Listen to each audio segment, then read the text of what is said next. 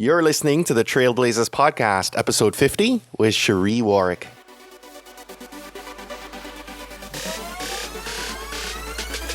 You're listening to the Trailblazers podcast, where we will explore the stories of successful Black professionals. Join us as we highlight the knowledge, resources, and tools of these accomplished trailblazers to help provide the know-how, confidence, and motivation you need to blaze your trail. And now, here's your host, Stephen Hart. Hello and welcome back to the Trailblazers podcast. I'm your host, Stephen Hart, and today, guys, we are celebrating an amazing milestone, episode 50. Wow. I remember a year ago thinking if I could just get to 50, that'd be a cool goal to reach. I'd be happy with that. Well, the goal has been achieved, and we are here, and I'm deliberate in saying we. Because, guys, though I'm the host, I've needed and I've thrived and I have survived on your support. You are a community of blazers all over the country and now in 82 countries around the world. And, you guys are amazing. I thank you, all the time. I just want to say thank you again for the love and the support. And I'm excited to push ahead for the next 50 episodes with you and help us get to that century mark together. So today's guest is an amazing trailblazer. Her name is Cheree Warrick. Cheree writes business plans and creates financial forecasts for companies who are seeking funding from banks or angel investors. And it began for Cheree some years back, where she decided to leave her corporate gig and join her family's business. And as that business was growing, they made a decision to go ahead and try and seek some funding, some financing to help them expand. And the bank president who saw Cheree's business plan, let her know that it was one of the best he had ever read. And, that fueled something in her that carried forward to today and where she's at right now. We're going to talk about that a bit in today's episode. Cheree's helped hundreds of clients from many different industries. She's helped people, with restaurants and driving schools and catering companies and dog care, dog daycare, and she's helped them raise capital that they needed to be able to expand and grow their businesses. She's coached and written business plans for near close to 100 entrepreneurs now. And she stated her future goal as wanting to help more than 1,000 companies receive $1 billion in financing. So without a question, she's on the right path to achieving this goal. She's now a published author, and she's been featured, all over the media. And so as we get set to listen to today's episode, Cheree's going to share the 6 parts to an investable business plan. So if you're a business owner, if you're an entrepreneur, if you're someone wanting to start your own business and you're thinking about framing a business plan, you're going to want to take some notes. So open your Evernote, your note-taking app, grab a pad and a pen, and get set to enjoy the content in today's episode with our trailblazer, Cheree Warrick.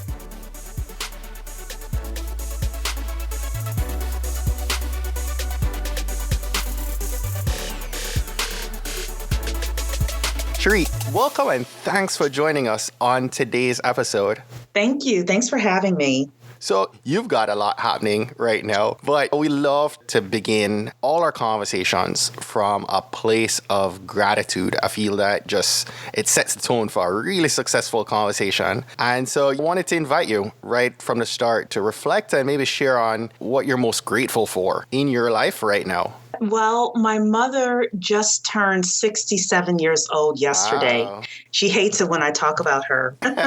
But I found the perfect card that really just showed my gratitude for her being in my life and being not just a strong Black woman, but a strong woman, period, and giving me the foundation that I needed to be the person I am today and sacrificing so much. She worked 2 jobs a lot of times to put me through private school, and she supported me when others said, no, she can't do that. Why would you take a girl from Louisiana and let her believe she can get into international politics, because that's what I originally wanted to do, and send her to DC to college, not to go to Howard, but to go to a school called American University. And why would you push that? And I'm grateful for her because she really did set the tone for my life that anything is possible. Right, right. Yeah. That's awesome. Go mom. Yeah.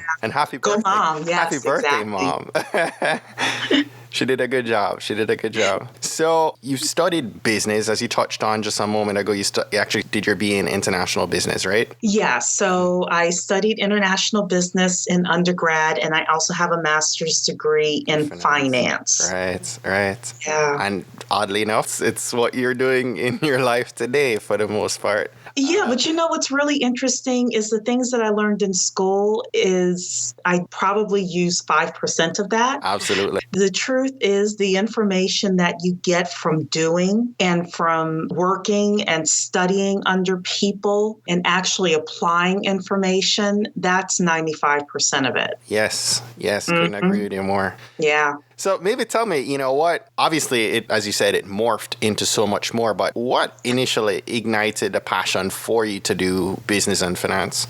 Will tell you the funny story of I was in Louisiana, New Orleans. I was born and raised there. And I came to college in DC because I wanted to be the ambassador to the Bahamas. Really? And I thought I'd be a foreign service officer. I did one semester of college and I discovered it didn't work that way. I couldn't just go to the FSO and say, I want to be placed in the Bahamas and actually get assigned there. And I wanted to have a little bit more direction in my life. So I switched to international business as we had discussed. And I wasn't really sure what I wanted to do in business until a friend of mine, after I graduated from college, my first year of working, gave me a copy of Rich Dad, Poor Dad by Robert Kiyosaki. Yes. And so you're familiar with that book. Yes. And this was when Robert Kiyosaki was really big. And all of a sudden, I saw my path as an entrepreneur. Now, the road wasn't easy from there, and I had a lot of failures and misses and disappointments. But ever since receiving that book, I knew that my path was entrepreneurship. Wow. Yeah. That's awesome. So as the story goes, you eventually went on to help your family business prepare a business plan to seek funding. And as I read the story, the president of the bank thought you were amazing, right? Yes, And, yes. So my mother's company, actually, she started a bookkeeping company and she decided she wanted to get a bank loan in order to grow her business. Right. And I always tease people, I say it's much different to write a business plan for school than it is to write a plan for mom who has to go to the bank and ask for a bank loan. Because imagine if the banker said, this business plan is lousy, what the Thanksgiving conversation would be. So yes, so I was pushed in order to write a business plan that a banker and what I began to understand, really the underwriters would approve. And that's a different process. And yes, as you said, and in my bio, yes, the president of the bank said it was one of the best business plans he had ever read. You know, Cheree, the thing that I was puzzled by is that many people who probably get that compliment would probably have said their thanks and then gone back to doing what they were doing. What happened in that experience that really made you realize that there was something more to it and really pushed you to learn more and eventually do more? Yeah, that's a great question. So I remember I said just a few questions ago, I had a lot of failures. I was struggling to find myself as an entrepreneur. And what could I do that I was good at, but that I also could be profitable with? And with business plans, I discovered that I was good at it. And I thought that everybody could write a business plan until I started speaking to the banks and they said, no, it's actually the opposite. You should see what we get. So I began working for a mentor of mine who took me under his wing for about a year and showed me the ropes in terms of writing business plans for other companies. And I got a passion for it. And then people started asking me, well, will you write my business plan for my business? Right. And I always say I fell into it. It wasn't something that was planned, but I feel it was divine that God kind of put me in a position where I was able to really work with clients and give them something that is part of my talent. management, which is being able to interweave the financials with the story of the business. So, but I was looking for a business that I could really make money with and grow into something that was profitable and eventually will be saleable. So that's kind of where I am in my business right now. That's awesome. That's awesome. Mm-hmm. So you've now coached or written hundreds of business plans for entrepreneurs, I'm guessing all over the country, and I've read that your aspiration is to help more than 1,000 businesses secure $1 billion in funding. That's amazing to me to see both your accomplishments and then your continued pursuit. What makes your heart sing in this work that you're doing beyond the monetary and that piece? What is it that really has you passionate about it to want to pursue that goal? You know, I am passionate when a client calls me and says, thank you so much. Because of the business plan that you wrote or you helped me write, I got the funding I was looking for. Right.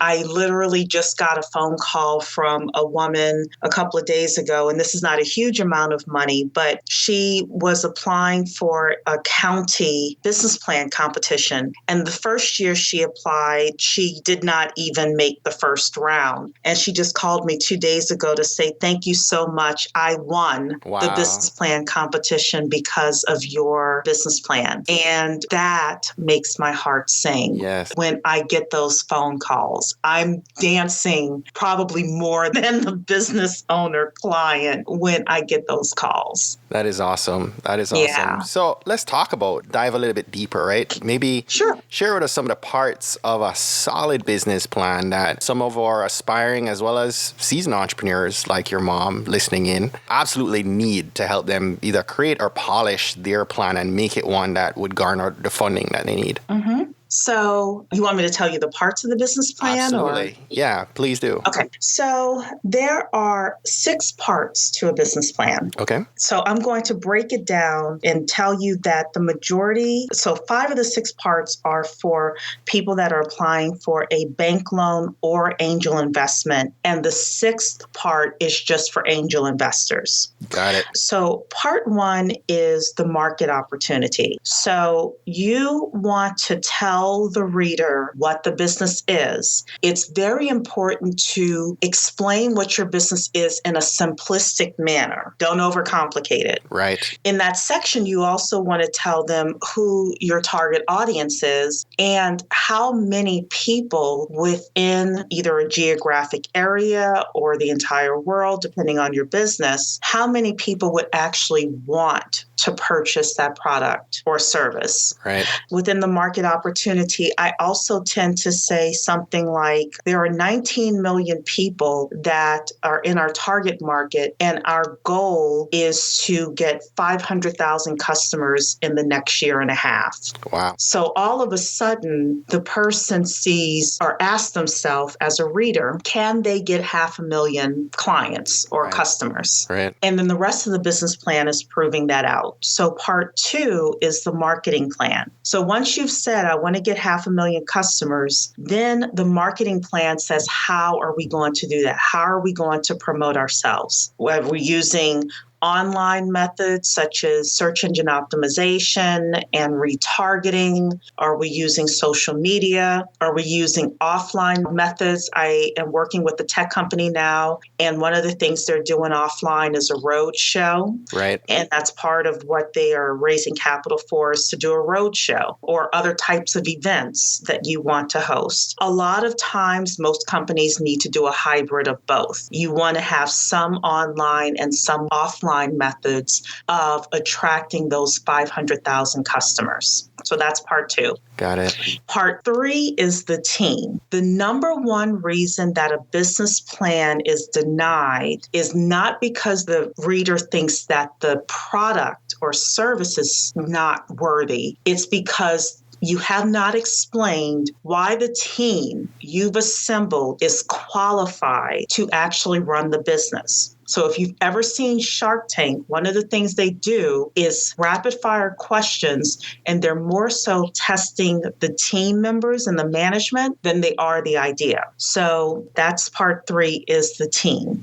Love it. Number 4 or part 4 is your competition and your competitive advantages. So we don't just list direct competitors. We list how do people actually solve that problem today. So I'll give you an example. I am actually currently writing a business plan for a gentleman that is opening up a movie theater for independent films. Right. Well, if I just said all of the other movie theaters in his area are his competitors, I would be wrong. I have to ask myself, if I want to watch an independent film, where do I go? Right. Well, all of a sudden, I have Netflix, I have Amazon, I have film festivals that I can go to. So a great business plan will include all of those competitors within it. Part 5 is the financial forecast. So you want to have your profit and loss statement, projected profit and loss statement. You want to have your balance sheet, your cash flow forecast. Another thing I place in there is the cost of acquiring a customer. So we talked about the 500,000 customers initially within my fictional business plan.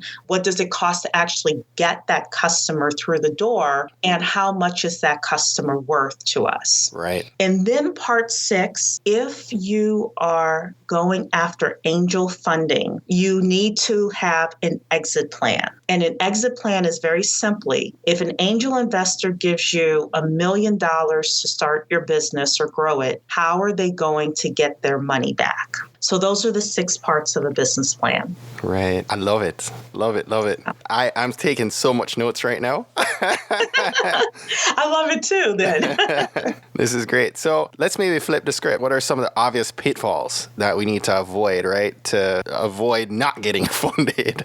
Okay, so that's a great question too. So number 1, I think, is to know your audience. Are you going after a bank loan or are you going after angel funding? And then part 2 is know the risk concerns of your audience or the person that's reading your business plan. So what do I mean by that?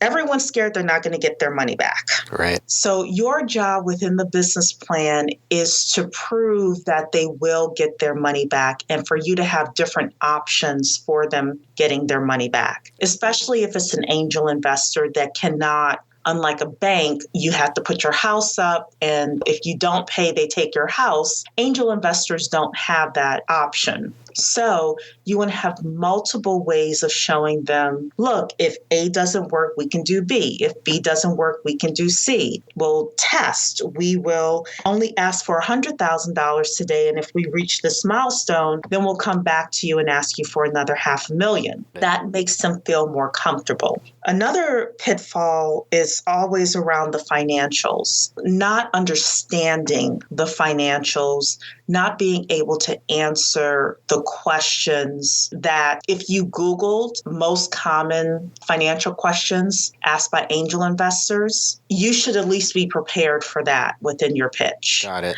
Even Googling just most common questions asked by angel investors, you should at least know the basics of what they're going to ask for. Another thing, and this is not something that I do, but valuations are very important if you are looking for angel investment money. If you are a startup company with no customers and no prototype, you are not worth $10 million. I had somebody call me and say that to me, that she was worth $10 million and she didn't even have a prototype. Wow. So being realistic with your valuations as well, not willing to give up the right amount of equity, and I'll put this in quotes, stingy with your equity can also hurt you. And then with the business plan, if you're going to ask for money, having it look professional, having it be professional, making sure, at least for the executive summary, that there are no misspelled words, grammatical errors, little things like that make a big difference as well. Absolutely. Yeah. Absolutely. So a question, and you referenced the scenario of looking for bank funding and angel funding.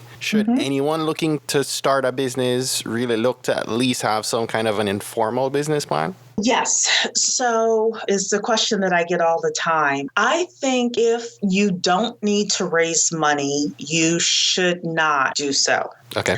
Number two, I think that everyone should have at least a one-page business plan and can say simply, we want 500,000 customers in the next 2 years. Here are the activities we're going to do on a daily or a weekly basis to get those 500,000 people. Right. And as simple as a checklist. Even in my business, I have a marketing checklist. And every week I go through and I make sure that I've done everything on my marketing checklist. And I know when I have not done what I'm supposed to do, my income goes down. It usually takes about 3 months for it to go down, but it goes down. And then it takes another 3 months for me to get it back up again. Wow. So it's best to remain consistent. Right.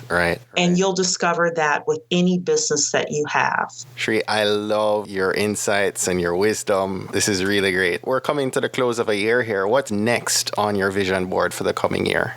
Expansion. So I have writing the business plans myself. I have an assistant that works with me part-time, but I'm actually meeting with someone in a couple of days who may end up being an advisory member to my business. I have invested in getting an operations manual, and now what I'm focused on is assembling a team that can help me write the business plan so that I can do more sales and business development. So I have a great business. I have people coming to me. I have repeat business. But now, and we talked about this when first asked me a couple of questions, now I want to get to a business that I can sell one day, which is, of course, the dream that all entrepreneurs should have. We should be aiming to retire. Yes. And still have the business be a going concern. So it's a long-term plan for me, probably 10 years, but that's what's next for me.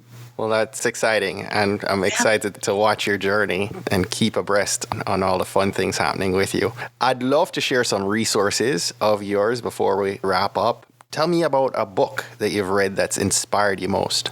Okay, I'll give you one that I refer to all the time, and that is the 10X Rule by Grant Cardone. That's a really good book about whatever your goals are, multiply them by 10. And whatever activities you think you should do in your business in order to reach success, however you define success, multiply that by 10 as well. Wow. Because usually we underestimate what it takes to get where we want to go. And we also underestimate the goals we can achieve within our lifetime. So that 1 billion goal that we talked about initially, that was laid on my heart by God at 3:00 in the morning. He said, I'm going to help businesses get $1 million in capital. And that is going to bring jobs to the United States of America. And I'm going to use you as this vessel for that. Amen. So, and I don't know how I'm going to help companies raise $1 billion, but I believe it's going to happen. Yeah, it's all about just putting it out there. I love that. Love that. Yeah. So whatever is laid on your heart to do in terms of reaching your goals, know that, going back to the book, the 10X rule says that it's going to, whatever you think it's going to take, multiply it by 10. Wow. So, yeah. That's nice. Cheree, what's something small you've done this month that you're proud of? Oh, gosh, it's only 6 days into the month. Let's see. What have I done this month that I'm proud of? As funny as it sounds, I rested on Sunday. I really working on having the balance between work, and all of us as entrepreneurs work very hard. Yes. But also getting the right amount of rest. And that way I can be better for my clients. So I think the small thing was allowing myself to have a day of rest. So important. I've been encouraged to do the same. And recently, I've shared this book now a couple episodes, but it shows the impact it's had on me recently. I was reading Essentialism by Greg McKeown, and he actually talked about the impact of sleep and how sleep is the new currency for mega successful leaders in our world today. They actually value how much sleep they actually got, and goes against kind of the mindset we have as budding entrepreneurs, where we think, oh, we have to go without sleep to be able to achieve, when in truth, mega successful leaders of our world actually value 8 and 10 hours of sleep a day.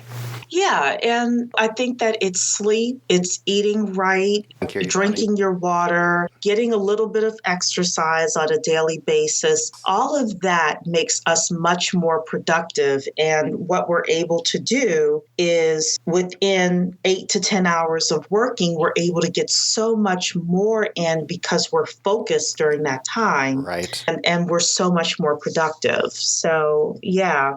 Agreed. Yeah. Absolutely. Cheree, tell us about an online resource. Could be an app, software, or tool that you use every day and you can't live without it. Oh, goodness. All right. So I use a task manager called Toodly-Doo. Nice. So I'll spell that for everybody. It's TOODLEDO.com. And there's also an app that's attached to it. A few years ago, within a month, I had 2 big items fall through the cracks. And I said, this can never, ever happen again. So I use that as a task manager. Anytime I think about something that I need to do, whether it's personal or professional, I put it into Toodly-Doo and I don't forget it. Yes. And it could be calling somebody back. It could be doing a proposal, or it could be picking up my dry cleaning. But it's made my life so much more efficient when I can look through my task and see what needs to be done. So true. I'm huge on using an online task manager as well. I use Asana, and prior to that, Productive, and I'm a big believer. So yeah, if I can say this, I think as entrepreneurs, one of the biggest problems that we have in our businesses is that we are not organized. Absolutely. So I use Dropbox personally, and you can use anything, but I use Dropbox in order to organize all of my business plans and the documents that I'm writing for my clients and myself. Right. I use Toodly-Doo, like I said, for my task manager. And then I have my CRM so that none of my prospects fall through the cracks. And I can't tell you how many entrepreneurs I speak with where they're like, I wouldn't forget about a prospect. And then literally I had a girlfriend call me probably 3 weeks after we had a conversation about this. And she said, I forgot about a prospect and I lost the deal. So if there's any piece of advice that I can give to people, it's find something, whatever works for you. Right. Find something so that your prospects don't fall through the cracks and your tasks that you need to do every day don't fall through the cracks. And your documents are all in one place. I was speaking with another entrepreneur who does business plans as well. She and I work together. She had to go back and ask her client to send her the business plan that she wrote for them because she couldn't find it amongst her documents. No. How embarrassing is that? Yes. You know, so I would have been mortified. So I think that in terms of being organized, it makes us more productive. So when we're working those 8 to 10 hours, we don't spend 30 minutes looking for that one document. Right. You're getting stuff done. You're getting stuff done. Exactly. Yes. And excuse my rant, but that is, if I could suggest to anybody, like if you don't get anything else from what I'm saying, right. it's get organized. Yes. Yeah. So before we wrap up, I'm going to let you add to that. I'd love to invite you to share one action all our aspiring trailblazers listening to this call should commit to this week to help them blaze their trail. Okay, I'll say get organized. Get organized. I have a saying that God cannot bless chaos. Love it. And if you have chaos in your business or chaos in your personal life, you won't reap the blessings that are out there for you. So take a day, take a week, whatever it takes to get organized. Yes. Cheree, tell us how we can stay connected to you. I am on Twitter, let's say, if people like Twitter, at BizPlanGirl. So that's BizPlanGirl. And then my website is WeWriteBusinessPlans.com. That's the easiest way to find me. And you can get a copy of my book called Creating Business Plans That Actually Get Financed. That's on Amazon and also on my website. And if anybody needs to reach out to me in regards to specific questions about their business plans or raising capital, I speak to anybody in regards to that and answer your questions. So feel free.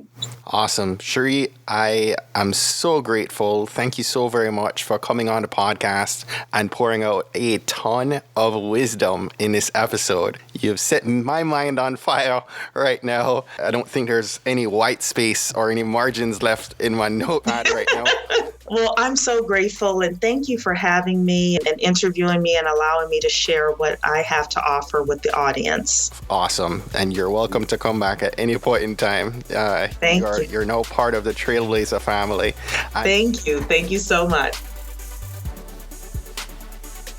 Well, that's it for today. Thanks again for listening to this episode of the Trailblazers podcast. I'll be posting links to all of today's book recommendations and links mentioned on our show notes page at tbpod.com. If today was your first time listening to the Trailblazers podcast, I just want to extend a warm Trailblazers welcome to you. We're so happy to have you here, and we encourage you to go ahead and hit that subscribe button in your favorite podcast app. Go ahead and browse through some of our past episodes to keep the knowledge flowing. If you're a fan of the podcast and today's content, and you're maybe already subscribed to the podcast, please continue to share and invite your friends, your family, your colleagues to listen to an episode that you think might impact them most. We believe that someone listening to these inspiring stories will be moved to make significant changes that will have generational impact for many others, both now and well into the future. Don't miss next week's episode. New episodes are released each and every Monday by about 5 a.m. Eastern. Trailblazers, jump off this podcast today. Go find a way to rise above,